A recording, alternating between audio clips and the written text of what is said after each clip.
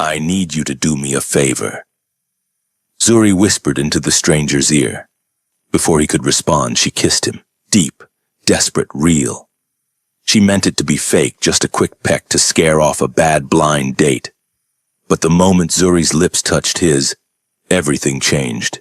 His hand came up to the back of her neck and he kissed her back like he was claiming her. When they broke apart, his dark eyes studied her with an intensity that made her shiver. "Who are you?"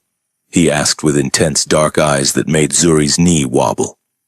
"I'm nobody," Zuri whispered. "Forget this ever happened."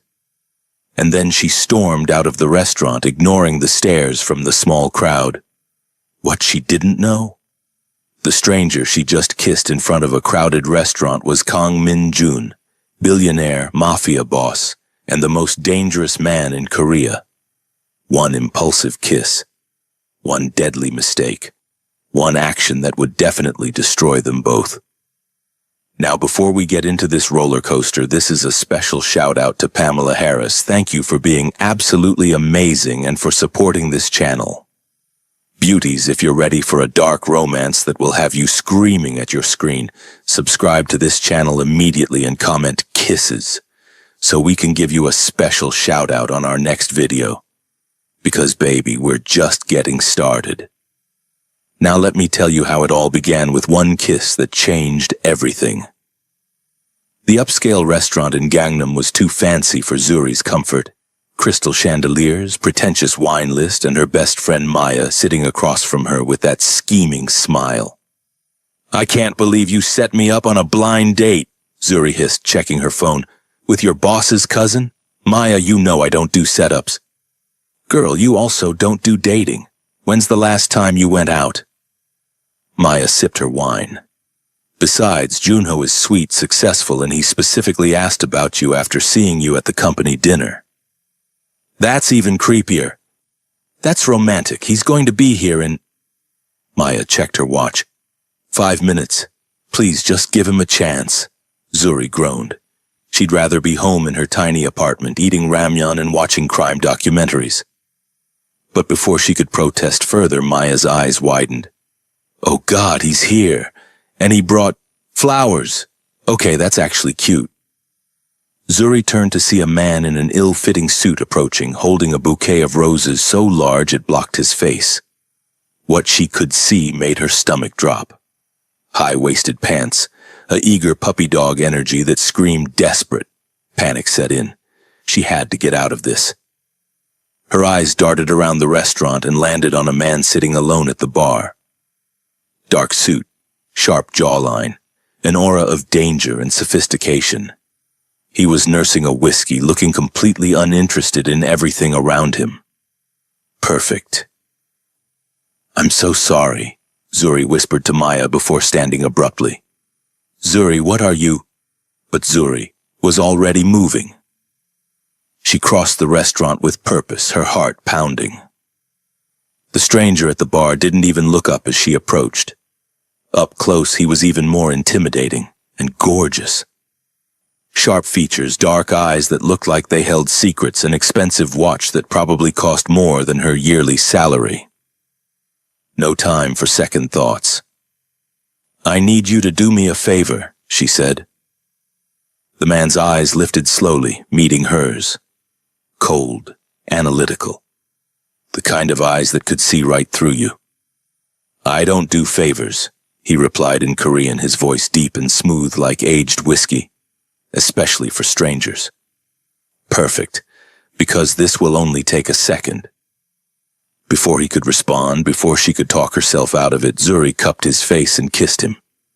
She meant for it to be quick, a peck to make her blind date think she was taken. But the moment her lips touched his, something shifted. He stiffened for a fraction of a second, then his hand came up to the back of her neck and he kissed her back. Not gently. His lips were firm, commanding, tasting of expensive whiskey and something dark she couldn't name. The kiss deepened, and Zuri forgot why she'd done this in the first place.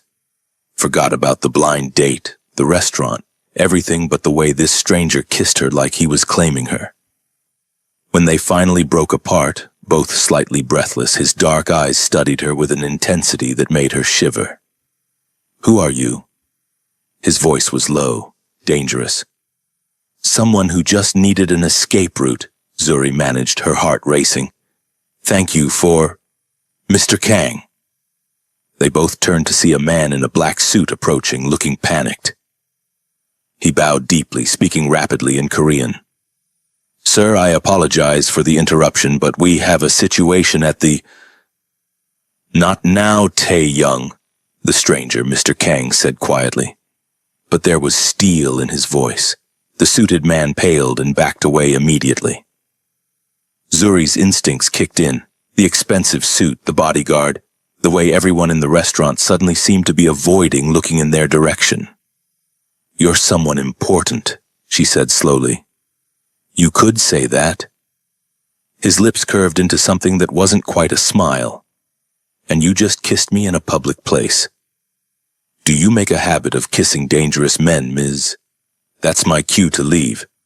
Zuri stepped back, but his hand caught her wrist, not rough but firm. "I didn't get your name. And you won't." She pulled free and walked away on shaky legs, acutely aware of his eyes on her back. When she returned to her table, Maya was staring at her in shock. The blind date was nowhere to be seen. "Did you just kiss a random man to scare off Junho? Did it work?" "He literally ran out of here." Maya leaned forward. "But Zuri, do you have any idea who that was?" "Some rich guy?" "That's Kang Min-jun." Maya's voice dropped to a whisper. "He owns half of Gangnam. Hotels, nightclubs, restaurants. And there are rumors, Zuri, really dark rumors about his family's business." Zuri's blood ran cold. She glanced back at the bar, but he was gone. "What kind of rumors?" "The kind we don't talk about in public." Maya grabbed her purse. "We should go now." But as they left the restaurant, Zuri couldn't shake the feeling of his lips on hers, or the way he'd looked at her, like she was a puzzle he intended to solve. Zuri thought that would be the end of it. A crazy story to laugh about later. But fate, or something darker, had other plans. 2 days later, she was at the gallery preparing for their biggest exhibition of the year. A showcase of Korean contemporary art that had taken months to organize. Her boss, Director Park, was even more anxious than usual.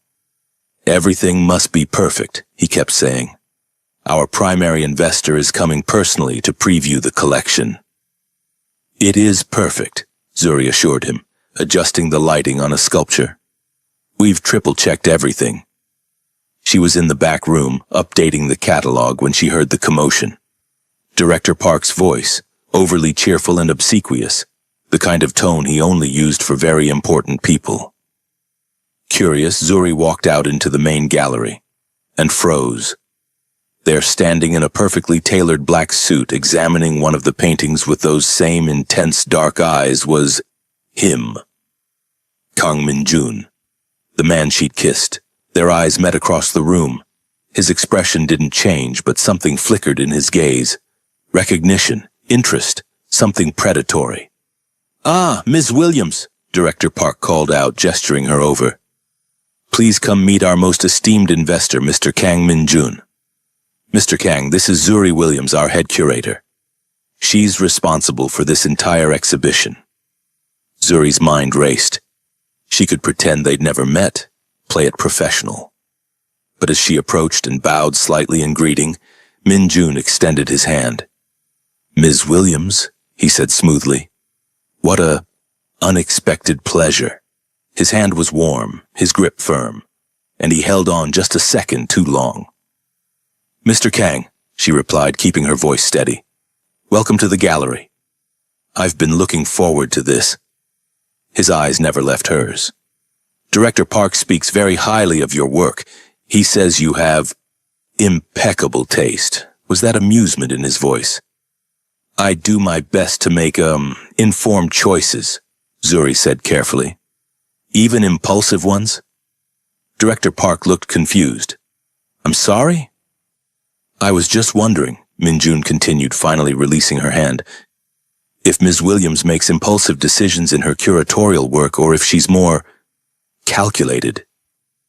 Oh, Zuri is extremely thoughtful, Director Park assured him. Every piece is carefully selected. I see. Minjun's gaze was still locked on her. Perhaps Ms. Williams could give me a private tour. I'd like to understand her process. It wasn't a request. Director Park practically shoved her forward. Of course. Zuri, please show Mr. Kang anything he wishes to see. Anything he wishes to see. If only Director Park knew what he was suggesting. As her boss scurried away, Zuri found herself alone with Minjun in the gallery's main hall, surrounded by art and tension. So, she said quietly, you're my boss's boss's boss. Something like that. He moved to examine a painting, a dark, turbulent piece about Han, Korean sorrow. Did you know who I was that night? No. Would it have changed anything if you did? Zuri considered lying, then decided against it. Something told her he'd see right through it. Probably. I would have chosen someone less complicated. Complicated. He almost smiled. That's diplomatic. I heard rumors, she admitted, after. And yet you're still here alone with me. He turned to face her fully. Either you're very brave or very foolish, Ms. Williams. Maybe both. She crossed her arms. Are the rumors true? Which ones? That you're dangerous. This time he did smile. It was a beautiful, terrible thing. Extremely. Her heart should be racing in fear. Instead, it was racing for an entirely different reason. The exhibition looks excellent, he said, changing the subject as he strolled through the gallery. You have a good eye. This piece, he gestured to a sculpture of intertwined figures. It's about duality, isn't it? Light and dark, the parts of ourselves we show versus the parts we hide. You know art? I know people. Art is just honest people frozen in time. He studied the sculpture. Everyone has a dark side, Ms. Williams. Some of us just stop pretending we don't. Is that supposed to be profound or threatening? Can't it be both? He moved closer. Why did you kiss me that night? I told you, escape route. From a blind date. His eyes searched hers. What are you running from, Zuri? The use of her first name sent a shiver down her spine. What makes you think I'm running? Beautiful woman alone in a foreign country kissing strangers to avoid connection? He tilted his head. You're either running from something or hiding from it. That's rich, coming from a man who sits alone at bars looking like he wants the world to disappear. Touché. He was close now, too close. She could smell his cologne, something expensive and woodsy. I make you nervous. You make everyone nervous. I saw how the staff reacted. But you're still here, still standing your ground. There was approval in his voice. I like that. Most people can't look me in the eye. Should I be scared of you, Mr. Kang? Yes, he said simply. But something tells me fear isn't what you're feeling right now. He was right. What she felt was far more dangerous than fear. Before she could respond, his phone buzzed. He checked it and his expression hardened. I have to go. He pulled out a business card and held it out. Dinner, tomorrow night. I don't think... It wasn't a question, Ms. Williams. You started something when you kissed me. Now we're going to finish it. And if I say no, you won't. His confidence should have been infuriating. Instead, it was intoxicating. Because you're as curious about this as I am. He left before she could argue, trailed by men in dark suits she hadn't even noticed arrive. Zuri stood in the empty gallery, his business card burning in her hand, and wondered what the hell she'd gotten herself into.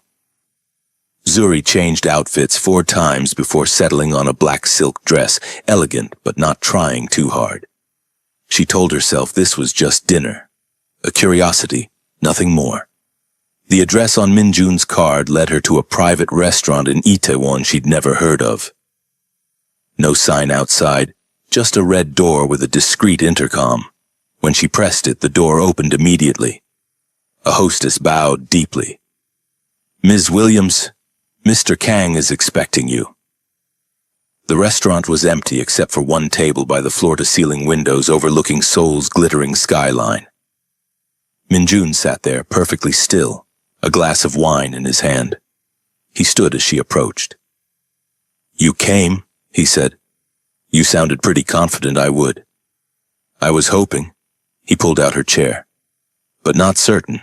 You strike me as someone who doesn't do what she's told." "Smart man." As she sat, she noticed the details. The entire restaurant was empty.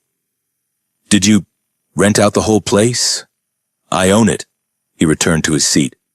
"I own several restaurants in Seoul. This one is special, very private. No phones, no cameras, no interruptions."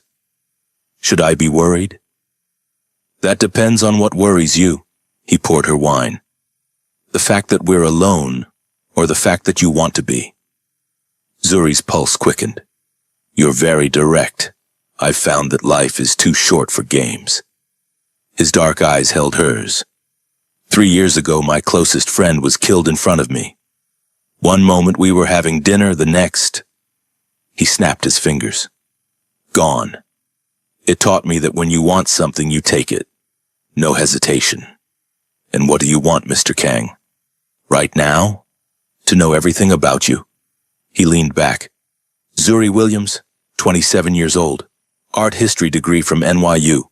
Worked at the MoMA for 2 years before suddenly moving to Seoul 3 years ago. You live alone in Hongdae. You visit the same coffee shop every morning, and you send money to someone in the US every month. Her blood ran cold. You had me investigated? The moment you walked away from me?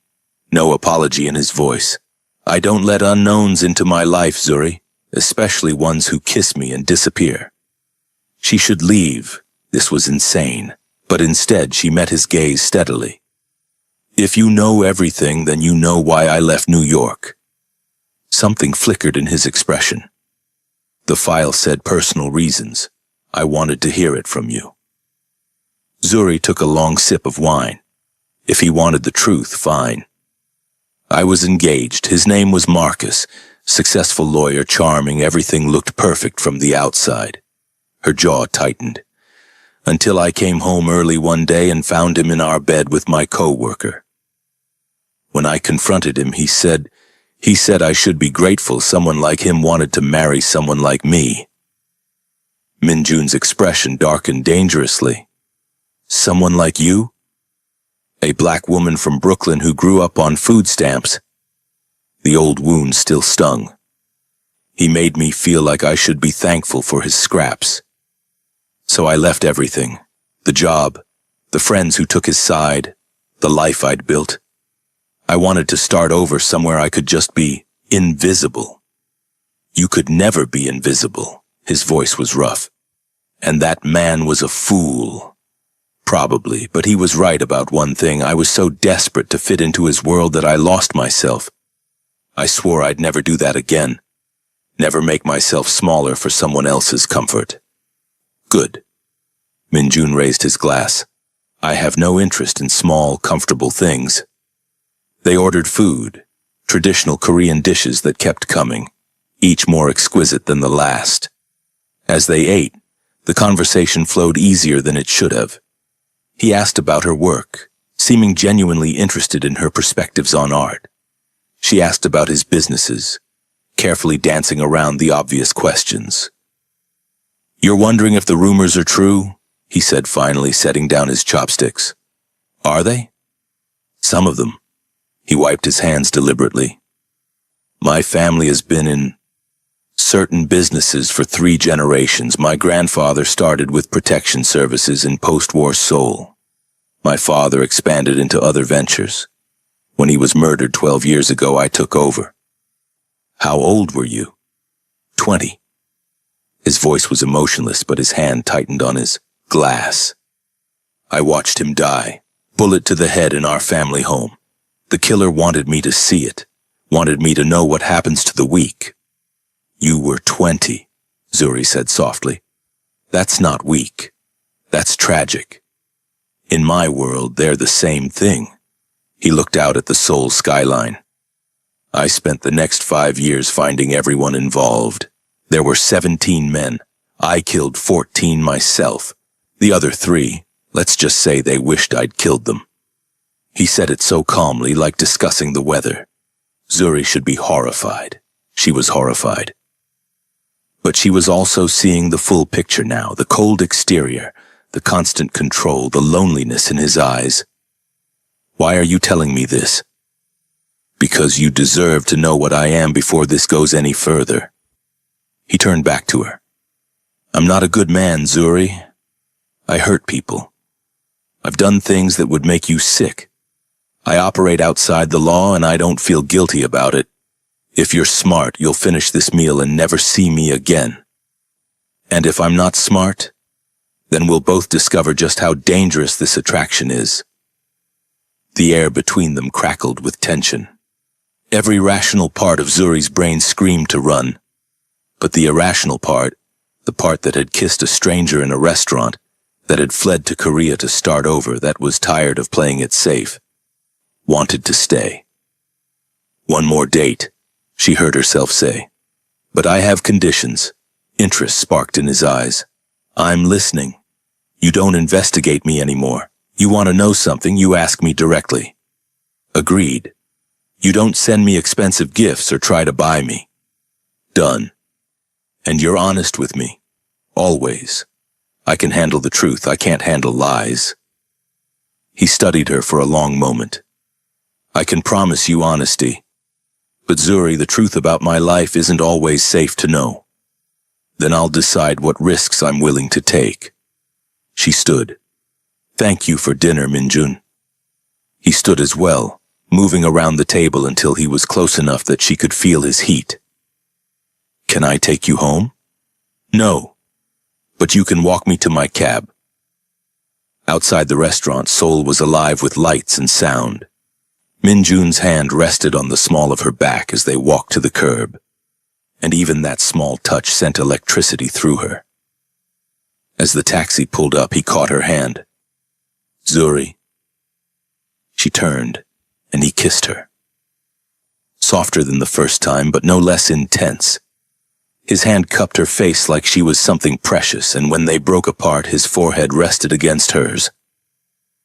I don't do this, he whispered. I don't date. I don't feel, but you've gotten under my skin. Good, she breathed. Because you're terrifying, and this is insane, and I can't stop thinking about you either. He smiled, a real smile this time. It transformed his face, made him look younger, almost vulnerable. Saturday, he said. Let me show you something. What? Trust me. As the taxi pulled away, Zuri watched him, standing under the streetlight, hands in his pockets, watching her leave. She was playing with fire, but God, she'd always loved the heat. Saturday came with a text. Wear something you can move in, and trust me. Minjun picked her up in a sleek black car, no driver this time. Just him. He wore jeans and a leather jacket, looking less like a crime lord and more like a dangerously handsome rebel. Where are we going? Zuri asked as they drove through Seoul. You said you wanted honesty. He glanced at her. So I'm showing you my world, the real one. They drove to Gangbuk, a grittier part of Seoul. He pulled into an underground parking garage beneath what looked like an abandoned building. But when they took the elevator up, it opened into a completely renovated space, a training facility. Men and women were sparring, lifting weights, practicing with weapons. They all stopped and bowed when Minjun entered. This is where I train my people, he explained. Everyone in my organization goes through here. We don't hire thugs. We hire skilled professionals. Zuri watched a woman execute a perfect combination on a heavy bag. You're showing me this because if you're going to be in my life, you need to understand it, and you need to be able to protect yourself. He led her to a private room. I have enemies, Zuri. Rival organizations, people I've wronged, law enforcement. Anyone close to me becomes a target. So this is you scaring me away? This is me preparing you. If you want out, I'll take you home right now and you'll never see me again. But if you stay... He pulled out 2 pairs of boxing gloves. You learn to survive in my world. Zuri stared at the gloves, then at him. She thought of Marcus, of how helpless she'd felt, how small. Minjun was offering her power. She took the gloves. Teach me. For the next 2 hours, Minjun taught her basic self-defense.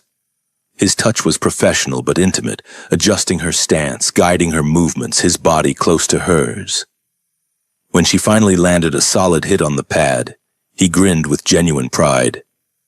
You're a natural. I'm sweaty and exhausted.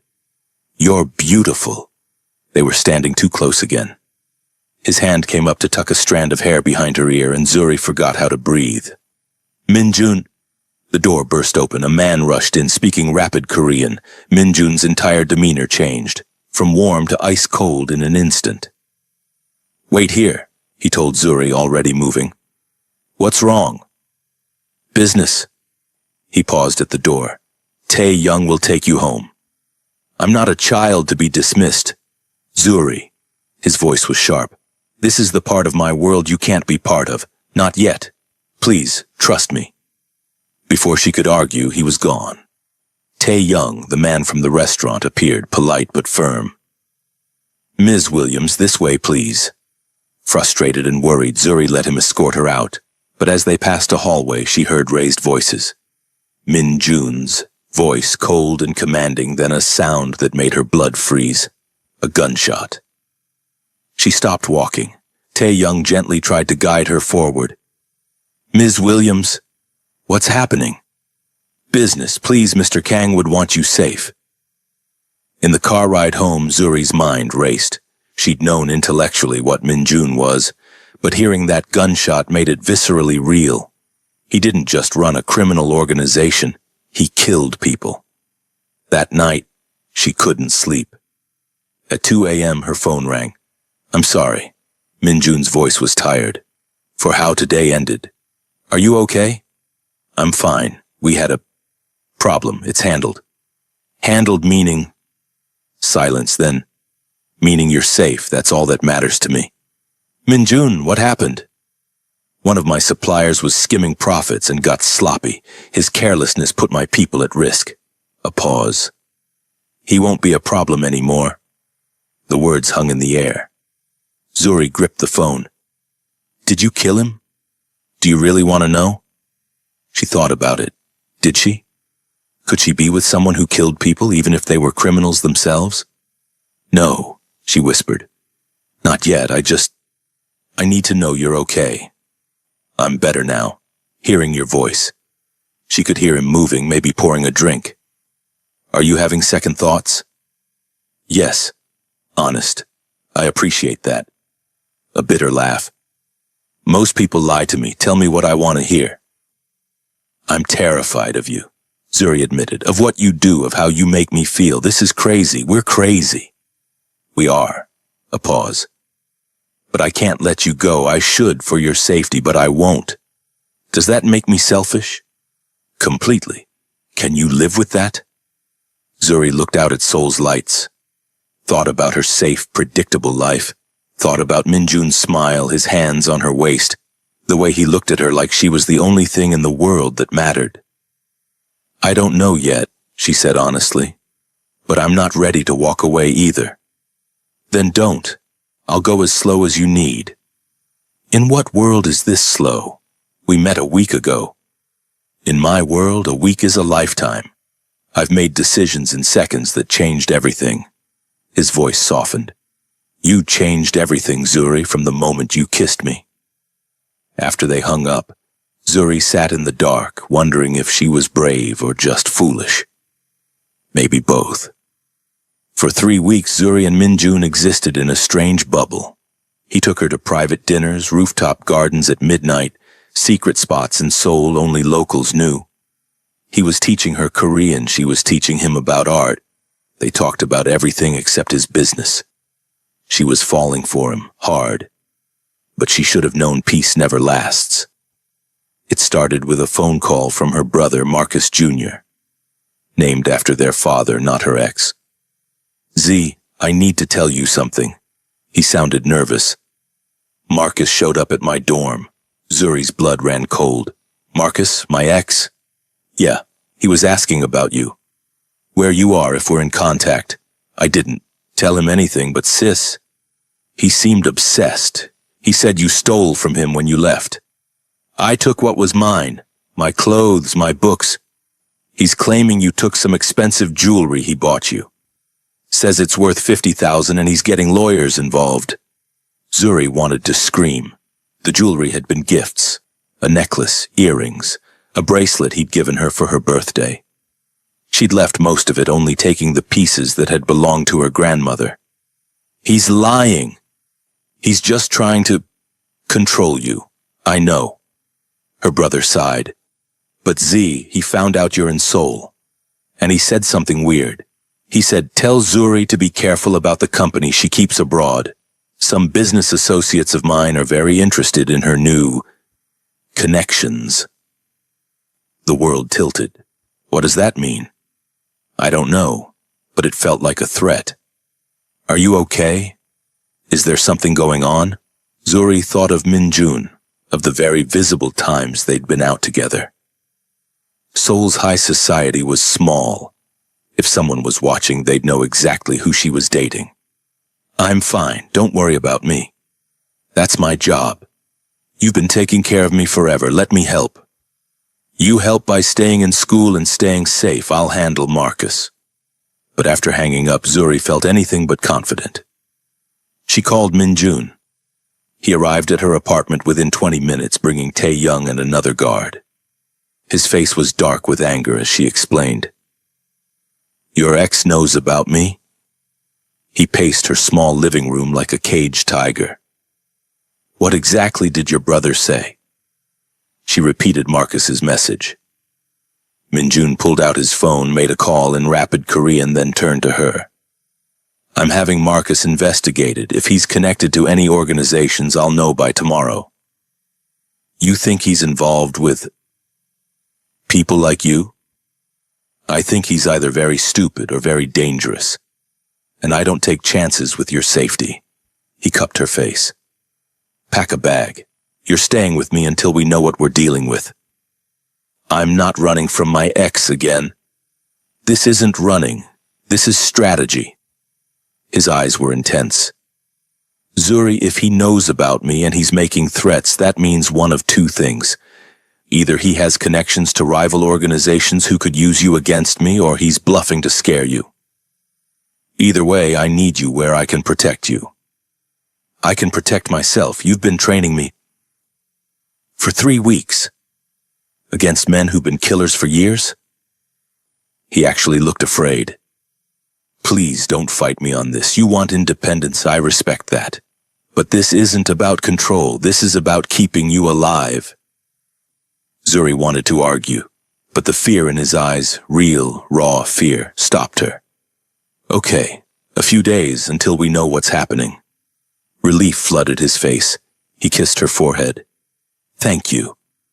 Min-jun's penthouse was in Gangnam, overlooking the Han River. Sleek, modern, surprisingly full of books and art. He showed her to a guest room. You don't have to, she started. I want you in my bed, Zuri. God knows I want that. His voice was rough. But not like this. Not when you're scared and I'm angry. When we take that step, it'll be because we both choose it freely. Not because of circumstances. That night, Zuri lay in the guest room staring at the ceiling. Around 3 a.m., she heard sounds from Min-jun's room. Harsh breathing, a shout. She found him tangled in sheets, clearly in the grip of a nightmare. Sweat beaded his forehead, and he was speaking Korean too fast for her to understand. Min-jun. She touched his shoulder gently. Wake up. He woke with a gasp, instinctively grabbing her wrist, not hard enough to hurt, but defensive. When When he registered who she was, he released her immediately. Zuri, I'm sorry, I didn't... You were having a nightmare. He sat up, running his hands through his hair. In the dim light, he looked younger, vulnerable. I get them. Since my father's death. Usually I can control them, but when I'm stressed... You see it again, he nodded. Every detail. The smell of blood. The sound of the shot. His last words. He looked at her. He told me to run, I didn't. I just stood there, frozen, useless. You were 20 and watching your father die. You weren't useless, you were traumatized. In my world, trauma is weakness. That's the stupidest thing I've ever heard. Zuri sat on the edge of his bed. You're human, Minjun. You're allowed to be hurt. He looked at her like she'd said something revolutionary. Then slowly he reached for her hand. Stay. Please. I sleep better when you're near. Zuri should say no, should maintain boundaries. Instead, she slipped under the covers and Minjun pulled her close, his arm around her waist, his face buried in her hair. You smell like jasmine, he murmured. You smell like expensive cologne and danger. She felt his chest rumble with quiet laughter. Is that appealing? More than it should be. They fell asleep like that, wrapped around each other, two broken people finding unexpected peace. The next morning, Minjun's investigation bore fruit, and it was worse than expected. Marcus Sullivan, Tae-young reported, laying out documents on Minjun's dining table. Works for Sullivan and Associates, a law firm in New York. But that's a front. They're legal counsel for the Volkov Bratva. Zuri's coffee cup froze halfway to her lips. The Russian mob? One of the largest organizations on the East Coast. Minjun's face was granite. They've been trying to expand into Asia for years. I've blocked their every attempt. The pieces clicked into place. That's why Marcus was interested in me.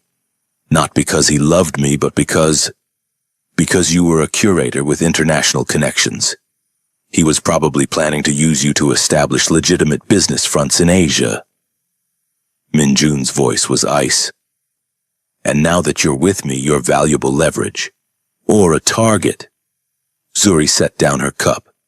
He's going to come after me. He's going to try. The threat in Minjun's voice was unmistakable. And he's going to fail. You can't start a war with the Russian mob over me. I can and I will. He turned to her, eyes blazing. Do you understand what you've become to me? You're not just someone I'm dating, Zuri. You're the first person in 12 years who's made me feel human. Who looks at me and sees a man, not a monster. You think I'm going to let anyone take that away? Tae-young cleared his throat uncomfortably. Sir, there's more. Marcus Sullivan landed in Seoul yesterday. He's staying at the Shilla Hotel. The temperature in the room dropped 10 degrees. He's here. Zuri stood. Why would he?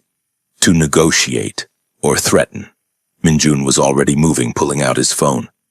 Either way, he made a mistake coming to my city. What are you going to do? He looked at her, and for a moment she saw the ruthless crime lord everyone feared. I'm going to send a message. Stay here. Don't leave this apartment for any reason. Minjun. Please. He kissed her, hard and possessive. Trust me, I'll handle this. After he left with his guards, Zuri paced the apartment, anxiety eating at her. She'd brought this danger to Minjun's door. Her past was threatening his present. Hours passed. She tried to distract herself with TV, books. Nothing worked. Then her phone rang, a number she recognized. Marcus. Her hand shook as she answered. How did you get this number? Hello to you too, Z. His familiar smarmy voice made her skin crawl. We need to talk. We have nothing to discuss. I think we do. You've been a naughty girl getting involved with Kang Minjun. Do you have any idea who he is, what he does? I know exactly who he is. Then you know you're in over your head. His voice turned condescending, the tone he'd used when he wanted to make her feel small. Come on, babe. This isn't you. dating a gangster? You're better than this. Come back to New York, I'll forgive everything. Forgive me? Zuri laughed bitterly. I caught you cheating, Marcus. There's nothing to forgive except your delusions. Is that what you think this is about? Hurt feelings? His voice hardened. You embarrassed me, Zuri. You walked away from our engagement. Told all our friends I was unfaithful, made me look like a fool. And then you ran to Korea and stumbled into the one relationship that could actually be useful to me. So it's true, you work for the Russian mob. I work for successful businessmen who understand the value of strategic partnerships, something your boyfriend is too arrogant to appreciate. A pause. Here's what's going to happen. You're going to gather information on Kang's operations, shipping routes, financial accounts, political connections. Feed it to me, and when this is over, you walk away clean. Maybe even with a nice payday. You want me to betray him. I want you to be smart. Kang is going to get himself killed eventually. Men like him always do. When that happens, do you want to be collateral damage? Or do you want to be far away, safe and rich? Zuri's mind raced. Marcus thought she was the same scared woman who'd fled New York. He had no idea who she'd become. Let me think about it, she said carefully. Smart girl. I'll call you tomorrow. Oh, and Zuri? Don't tell Kang about this conversation. My associates are watching. If you tip him off, your baby brother at NYU might have an unfortunate accident. You understand? The line went dead. Zuri stood frozen, terror and rage warring inside her. They'd threatened her brother. They actually thought they could threaten her family and she'd just comply. They'd made a mistake. When Minjun returned that evening looking tired but satisfied, Zuri was waiting. It's done, he said. I met with Marcus at his hotel. Made it very clear that you're under my protection and any move against you is a move against me. He's flying back to New York tomorrow. He called me. Zuri's voice was steady. After you left. He wants me to spy on you. And he threatened my brother. Minjun went very, very still. Tell me everything. She did. Every word, every threat, every detail. As she spoke, she watched Minjun's expression shift from calm to coldly furious. He threatened your family. Minjun's voice was deadly quiet. He thinks he can use you against me. He's wrong. Zuri moved closer. I'm not a pawn in this game, Minjun. I'm a player, and I want to help you take him down. Absolutely not. I'll handle... He threatened my brother. This is my fight now. She grabbed his jacket. You want to protect me? Then trust me enough to stand beside you, not behind you. Minjun stared at her, emotions warring on his face. If something happened to you because of me, then it happens. But I'm not running and I'm not hiding. She rose on her toes, kissing him fiercely. Use me. Let me feed him false information. Let me be the spy he thinks I am. We'll destroy him from the inside. A slow, dangerous smile spread across Minjun's face. You're sure? I've never been more sure of anything. He kissed her then, deep and claiming. And when they broke apart, he pressed his forehead to hers. Then we do this together, but you follow my lead. You trust my judgment, and if I say run, you run. Deal? Deal. Good. He pulled out his phone. Tae Young, get everyone together. We're going to war. The plan was elegant in its simplicity. Zuri would pretend to agree to Marcus's demands, feeding him carefully crafted misinformation while gathering evidence of the Volkov Bratva's operations in Asia. Minjun would use that information to dismantle their networks while protecting Zuri's brother with his own people. It was dangerous. It was probably insane. Zuri had never felt more alive. Remember, Minjun coached her before her next call with Marcus. Give him just enough to seem valuable, but nothing that can actually hurt us. Be scared. Be reluctant. Make him think he's manipulating you. I lived with him for 2 years. I know how to play his ego. The call went perfectly. Zuri fed Marcus information about a shipment that was actually a decoy Minjun had set up. She played the terrified girlfriend, begging Marcus not to hurt her brother, promising to cooperate. Marcus ate it up. "See? I knew you'd see reason," he said smugly. "Keep this up and we'll all come out ahead." Over the next 2 weeks, Zuri became the perfect double agent. She'd meet with Marcus's contact in Seoul, a cold-eyed Russian named Dmitri, and carefully surveilled locations while Minjun's people watched from the shadows. She'd pass along fabricated documents that Minjun's tech team had created, each one designed to lead the Volkov Bratva into a trap.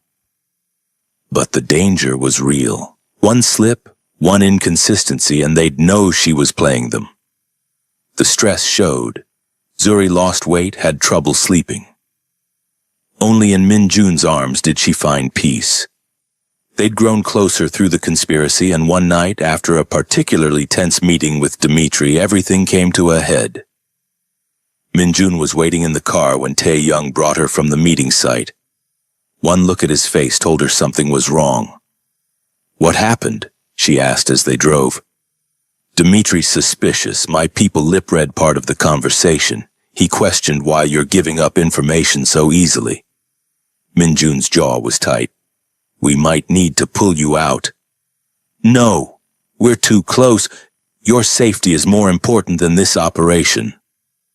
"My brother's safety is more important," Zuri countered. "If we stop now, Marcus will know I betrayed him. He'll go after my family." They argued all the way back to the penthouse, voices rising, fear and frustration boiling over.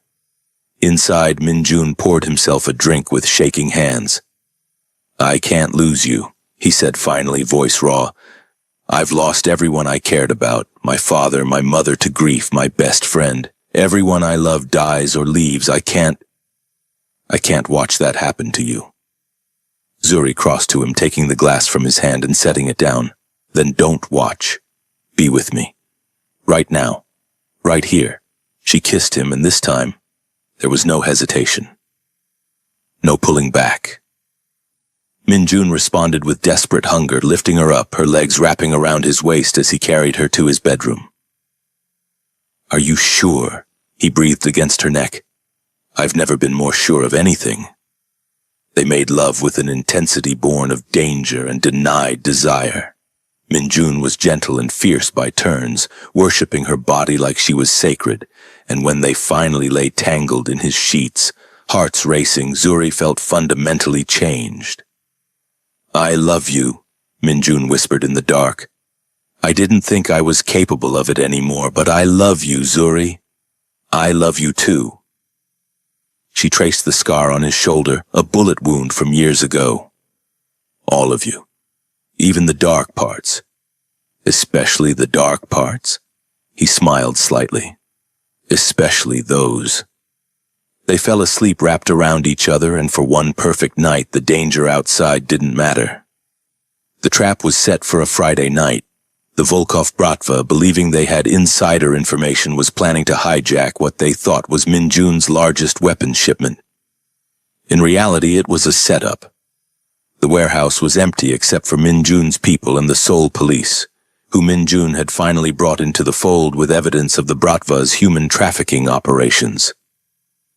Zuri's role was done. She delivered the final piece of intelligence to Dmitri that afternoon, and was safely in Minjun's penthouse with guards outside. Or so she thought. At 11 p.m., the power went out. Zuri's training kicked in. She grabbed the knife Minjun had insisted she keep in the nightstand and moved quietly toward the panic room he'd shown her. She didn't make it. The door burst open and 4 men in tactical gear rushed in. Zuri fought, landed a solid kick that Minjun would have been proud of, even got one in the face with the knife. But they were professionals. A bag went over her head, zip ties secured her wrists, and she was lifted and carried out. When the bag came off, she was in a warehouse tied to a chair. Marcus stood in front of her, but he looked different, harder, colder. More like Minjun than the preppy lawyer she'd known. "Surprise," he said flatly. "How?" How did I get past Kang's security, please? We've been planning this for weeks. He circled her chair. Did you really think I believed your little spy act? I knew from the first call that you were playing me. Kang's too smart to not figure out I'd contacted you. Zuri's blood ran cold. If you knew, why? Because you led us right to him. Marcus smiled. While you were feeding us fake information, we were tracking every move you made, every location you visited. We found his training facilities, his safe houses, his secondary operations. And tonight, while his people are busy at that warehouse ambush, his real holdings are completely vulnerable. You used me. We used each other. At least I'm honest about it. He pulled out a gun. Here's what happens next. You're going to call Kang and tell him to stand down. Tell him if he doesn't surrender his sole operations to us, we kill you. Simple. He'll never surrender, and I won't ask him to. Marcus's face twisted with anger, and suddenly she saw the real him, the man who'd always hidden behind charm and manipulation. You stupid bitch. You die for him? A criminal? A killer? Better a honest killer than a liar who pretends to be good. He backhanded her, hard enough that she tasted blood. Call him. Now. No. Marcus raised the gun, pressing it to her temple. I will kill you. Then do it. But you won't get what you want. For a moment, they stood frozen. Then Marcus lowered the gun, laughing bitterly. You really love him. God, you actually love that monster. More than I ever loved you. More than you're capable of understanding. Then you can die together. He raised the gun again, and Zuri closed her eyes, thinking of Minjun's smile, his hands on her skin, the way he said her name. The gunshot was deafening, but Zuri felt no pain. She opened her eyes to see Marcus stumbling back, a red bloom spreading across his chest. Behind him, Minjun stood in the doorway, gun raised, face absolutely murderous. You touched her, Minjun said, voice glacial. Big mistake. What happened next was brutal and swift. Minjun's people flooded the warehouse, taking out Marcus's guards with professional efficiency. Tae-young cut Zuri free while Minjun advanced on Marcus, who was bleeding but alive, scrabbling backward. Please, Marcus gasped. I was just following orders. The Bratva... I don't care. Minjun stood over him. You put your hands on her. You made her bleed. Minjun! Zuri's voice cut through his rage. Don't. Not like this. He looked at her, face bruised, lip bleeding, but alive and fierce in his. He hurt you. And you saved me. But if you kill him in cold blood, you're letting his world win. You're better than that. I'm really not. You are with me. You told me I make you human. She walked to him, ignoring her shaking legs, and took his free hand. So be human. Let the police have him. We have evidence of everything, his ties to the Bratva, the trafficking, all of it. He'll rot in prison. That's a worse fate than a quick death. Minjun stared at her, then at Marcus. For a long moment, the only sound was Marcus's labored breathing. Then Minjun lowered his gun. Tae-young, call Detective Park. Tell him we have a gift for him.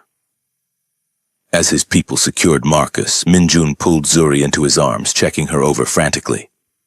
You're hurt. Your face. I'm okay. You came for me. Always. Did you think I wouldn't? He cupped her bruised face so gently. I will always come for you, always. She kissed him, blood and all, and felt him shake with relief. The next weeks were a blur of police statements, legal proceedings, and international investigations. Marcus rolled over, on the Volkov Bratva to save himself, providing evidence that would dismantle their Asian operations for years. Zuri's brother was moved to a safe location with round-the-clock security until the threats were neutralized. The Bratva, facing massive losses and legal pressure, quietly withdrew their interests from Seoul. Minjun's world for the moment was secure. But everything had changed. I'm not going anywhere, Zuri told him one night as they stood on his balcony looking over Seoul. I know what you're thinking. That I should leave, be safe, go back to a normal life. You could, Minjun said quietly. I'd make sure you were protected, financially set. I don't want your money. I want you. She turned to face him. I know what you are, Minjun. I've seen it now, lived it, and I'm choosing this, choosing you. My life will always have danger. Then we face it together. He pulled her close, kissing her forehead. You're either the bravest woman I've ever met or the craziest. Definitely both. Over the next months, their relationship deepened. Zuri kept her job at the gallery but started helping Minjun legitimize more of his operations. She had a good eye for legal business opportunities, and slowly they began transitioning his empire toward less violent ventures. It wasn't clean. Minjun still had to handle threats, still operated in moral gray areas, but with Zuri beside him, he was changing, becoming the man he might have been if his father hadn't been murdered. She trained with his people until she could hold her own in a fight, learned the ins and outs of his organization, became not just his partner but his equal. Minjun's people learned to respect her, then fear her a little, then genuinely like her. The woman who'd stood up to their boss, who'd survived the bratva, who made Mr. Kang actually smile. 1 year after the blind date she'd ruined with a kiss, Zuri returned to that same restaurant in Gangnam. Minjun had asked her to meet him there, claiming he wanted to celebrate their anniversary. She'd laughed. Who celebrated an anniversary of a first kiss? But she'd agreed. The restaurant was empty again, but this time the table was covered in jasmine flowers. Her favorite. You're romantic when you want to be, she said as Minjun pulled out her chair. Only for you. He poured wine. I've been thinking about that night. How you walked up to a complete stranger and kissed him just to escape an uncomfortable situation. Not my finest moment. It was mine. His eyes were soft. You changed my entire life with that kiss, Zuri. You made me believe I could be more than my father's legacy. More than just the Ice King. You were always more than that. I just helped you see it. You saved me. He stood and Zuri's heart started racing as he pulled a small box from his pocket. I'm not good with words. I'm better with actions. So let me show you what you mean to me. He opened the box. Inside was a ring, a stunning diamond flanked by sapphires. Zuri Williams, I am a dangerous man living a dangerous life. I have enemies and secrets and blood on my hands. I can't promise you safety or normalcy or any of the things a good man could offer. He took her hand. But I can promise you honesty, loyalty, a love so fierce it scares me. I will protect you with everything I have, stand beside you through anything, and love you until my last breath. Tears streamed down Zuri's face. Marry me, Minjun said simply. Be my partner in every sense. Rule this world with me. Yes. She didn't even hesitate. Yes, absolutely yes. He slipped the ring on her finger and kissed her like it was the first time. Like it was the last time, like it was everything. When they broke apart, both laughing and crying, Zuri had a realization. You know what's funny? I kissed you to avoid a relationship, and instead I found the love of my life. Best terrible decision you ever made? Absolutely the best. They married 3 months later in a private ceremony, just close friends and family. Zuri's brother walked her down the aisle while Minjun's people formed an honor guard. 2 worlds colliding, somehow making perfect sense. The gallery director gave a confused but heartfelt toast. Maya cried happy tears. Tae-young got drunk and admitted he'd known from day one that Zuri would change everything. On their wedding night in Minjun's penthouse overlooking the city, he ruled, Zuri felt perfectly, completely home. No regrets? Minjun asked, holding her close. Only that I didn't kiss you sooner. He laughed and she felt the sound rumble through his chest. They'd found each other in the most improbable way. A ruined blind date, a desperate kiss, a dangerous attraction that neither could resist. It shouldn't have worked. By all logic, they were wrong for each other. But sometimes the best love stories are the ones that don't make sense to anyone except the two people living them. Sometimes you have to kiss a stranger to find your soulmate. And sometimes the monster everyone fears is really just a man waiting for someone brave enough to see his heart. Did you love Zuri and Minjun's story? Smash that like button, subscribe for more dark Afro-Korean romance, and drop a comment telling me, would you kiss a stranger to escape a bad date? See you in the next story.